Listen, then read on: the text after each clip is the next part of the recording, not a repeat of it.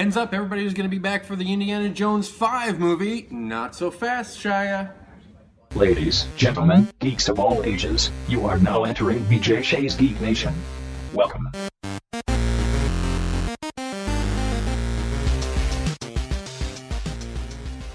Hey guys, Chris Walker here. Walk Like a Fan with BJ Shea's Geek Nation. Uncle Chris on BJ and Migs. Back again with another episode of On the Couch with Chris. So one of the lead writers from Indiana Jones 5 has stated that the character of Mutt, played by Shia LaBeouf in Indiana Jones and the Kingdom of the Crystal Skull, is not being written into the new script. So no Shia in Indiana Jones 5. This has caused a lot of people to be pretty excited. Shia LaBeouf, not the most popular guy in Hollywood right now, but the movie had so much more wrong with it than just Shia LaBeouf that there's no reason to say that this is a great thing or a bad thing or a good thing or whatever thing. It's a thing. He's not being asked back. The character's not in the new movie. Whether you like that, whether you don't like it, whatever. It's not happening. You know, Mutt will not be in the movie. Fine. Now this is interesting to me because it felt like in Kingdom of the Crystal Skull, Shia LaBeouf's character was actually being set up to sort of take up the mantle, to pick up where Indiana left off. I mean, it was his kid after all, so he was going to be, you know, the new adventure guy, and that was going to be like the passing of the torch. It's like Harrison Ford says, here you go, Shia, go do this thing now, and it's not happening, and, you know, whatever, fine. I'm sure it's okay. Whether or not you're even excited about a new Indiana Jones movie, I don't know. One of the things that we were talking about on the main show a little while ago, this feels like sort of Harrison Ford's farewell tour. I mean, we had Han Solo get killed in the last Star Wars movie, so maybe Indiana Jones is going to get killed in Indiana Jones 5. We don't know. Feels weird since he's essentially immortal after drinking from the Holy Grail in the third movie, but we'll see what happens. All of this got me thinking about other movies where certain actors or certain characters who were set up as kind of a big deal in one movie didn't come back or weren't asked to come back, or for whatever reason something happened and they weren't in the sequel, the direct sequel to the movie that you were just in. Suddenly you're not around. One of the most notable examples recently was Terrence Howard, strangely absent from Iron Man 2. Now, he was set up as Rhodey in the first movie, and if you know anything about Rhodey, of course, he's, you know, Tony Stark's sidekick, and he's kind of always there, and he becomes War Machine and all. But he was asking for a little bit too much money, and they got Don Cheadle in to do it instead. Terrence Howard has said different things about all of this and said that this basically put a big pause on his career, but then, you know, he came right back and did a bunch of other great stuff anyway, so I think Terrence Howard is doing okay. And plus we got Don Cheadle as Rhodey, which I thought was fantastic. When Hellboy 2 came out, they completely removed one of the primary characters in the first Hellboy movie, which was Agent Myers, played by Rupert Evans. The interesting thing about Agent Myers was in the first movie he was designed as sort of an audience surrogate. We're being introduced to this strange world of Hellboy and Abe Sapien and all of these other characters and all of this strange craziness, so we needed that audience surrogate to be there for us to ask the questions that we would be asking if we were in that situation. Well, how is all of this crazy stuff happening? Why doesn't anybody know about this? What is the government doing about it?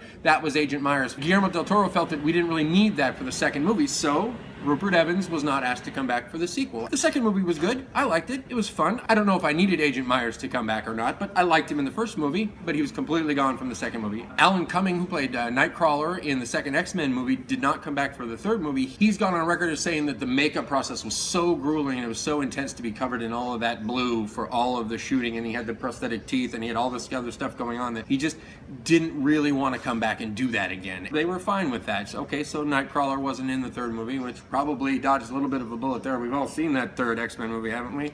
Not awesome. And then there's the fifth Pirates of the Caribbean movie, you know, on Stranger Tides, where Orlando Bloom and Keira Knightley were removed completely and replaced with two other characters.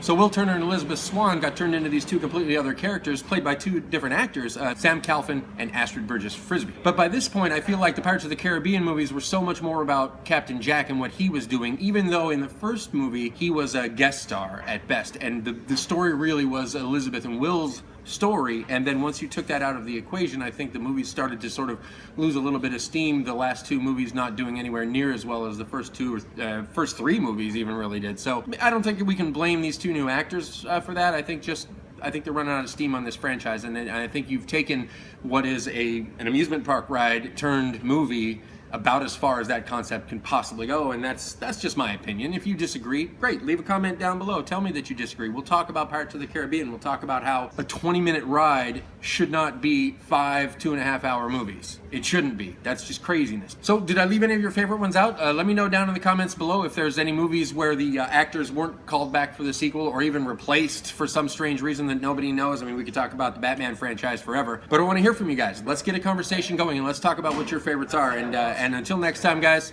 stay nerdy.